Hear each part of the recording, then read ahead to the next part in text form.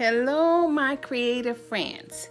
In today's video, I'm going to be sharing with you some tips that I learned along the way in regards to making knitted hats on the Addie machine. If you don't know who I am, I'm Deborah and I'm the hands behind Taylor's Yarn Creations. But before I get started, let me show you what I've done so far. I have over here several hats. I have been busy. Some of them I decided I'm not going to put in the craft show because I do not like how they turned out. So let's see. Did I make my goal as far as having 25 hats? Nope. But nevertheless, let me share with you some of the things that I learned. First of all, I learned set realistic goals. My goal was to make 25 hats a week. And I started like on a Tuesday night. And so my first video was posted on that Wednesday. And I did good at first. I got 4 hats done the first night. But then as time went on, life got in the way. So I realized set realistic goals. Not only that, I discovered that I'm still learning the Addie machine. I don't use it a lot. I'm typically a crocheter, so I don't use the Addie machine that much. And I made some hats using, this one was made out of cotton yarn, and it is reversible, but as you can see, the yarn is real thin. You can see through it, and that's not something I would probably sell. So I'm going to unravel this and use the yarn for something else. The same with this one. This one I think is made with Karen's Simply Soft yarn, but as you can see straight through that. That's not something I would want to buy for myself. I would wear it, definitely, but I would not, that's not something I would want to sell anyone. So that's with that. So set realistic goals because things are going to happen. And because I had not used the Addie machine that much, I'm still kind of learning some of the tricks and trade of the machine itself. I was getting drop stitches when I used the wrong yarn type, so I unraveled multiple times. So set realistic goals.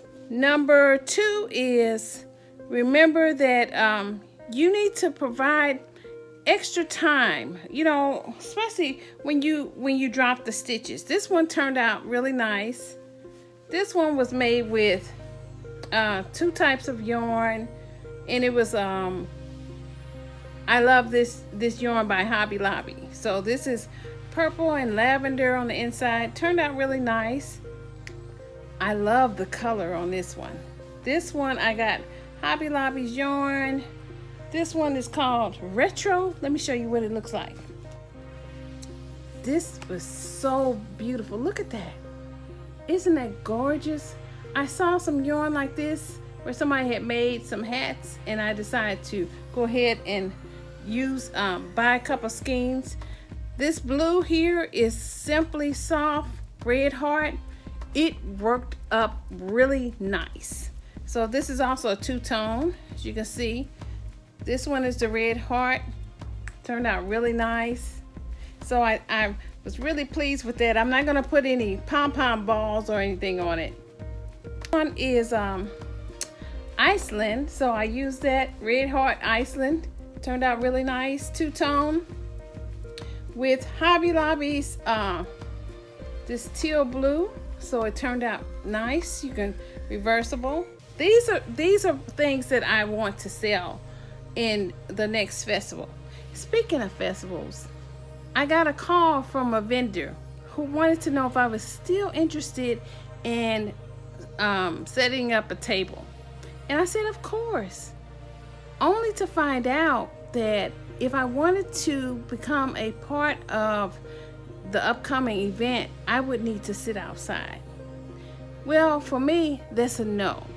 It's a no because I signed up in July 2nd to be exact. And to tell me at the last minute that I'm going to be positioned outside if I want to participate is a big red flag for me. If you are dealing with vendors who jump or blindside you at the last minute, that is a big flag that the event probably isn't worth participating in. So that's a no for me. It's an absolute no. And I probably will not even go back to the vendor because I'm like, ma'am, please, it is the end of September and you're telling me that in 3 weeks you are going to put me outside? Are you serious? I mean, here you can't really predict the weather, and as you know, everything has been going really haywire nowadays. So I think it's very important that when someone registers early, that you inform them that you don't have the space. Otherwise, it makes you as a vendor look really bad. I know things happen.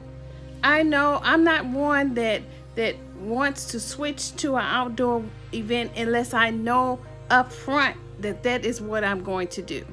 I'm just very much a stickler. I don't know how you will respond to it, but you know, if you will respond differently, let me know in the comments below. Anyway, going back to the list, set realistic goals, learn about your Addie machine. One of the things that I did not realize I didn't know how to do is I knew how to fix some drop stitches, but then there's something called tuck stitches. So it was getting tuck stitches, it was getting drop stitches, and I was finding myself taking the yarn down, taking the hat down, the project down, and over again, and I was just spending so much time doing that I didn't get that many hats done. So set realistic goals. So in the future, I know that it may require some type of learning. So I'm going to link below the wonderful tutorial on how to handle drop stitches and stitches that are tucked, because I found that it helped me. It took a little time to fix them, but at the end of the day, it is well worth learning. And so as I continue my journey on the Addie machine, I now know how to fix any type of drop stitches. I'm mindful of it, and I know what to look for. I'm familiar with how it picks up and drops the stitches. So that's something you want to do as well. And as I look down on my notes, remember, this could probably be number 1, but remember, your gifts and talent and your work should be for the glory of God. You know, I don't talk much about God on here, but God has to be at the forefront of your business, especially in times like today. God has to be the front, center, and behind you, all around you, because He is the one that gives you the power to create wealth. And making hats is an excellent way of creating wealth, extra income for your family, and just getting to know other people as well. So each hat that I make is for God's glory. It's not for my own selfish intent, but it's for His glory. And what I don't sell, I may donate to a local homeless shelter or a center or something like that. But at the end of the day, I realize that if I don't put God first, it's not worth it. This one was Karen's Simply Soft. It turned out nice. It's a little bit thinner in nature, but it feels really warm. It's kind of like a two-tone. It's got the brim. Another one with Karen's Simply Soft in the, I want to say this is a mauve colored. Here's one in like a red burgundy lobbies yarn in lavender and a lighter purple. One in mauve. Of course, gray, chocolate gray, and light gray. Show all of them. But I made probably about 15 hats over the last week or two. I'm learning to set realistic goals. If I only get one hat done, I'm okay with that.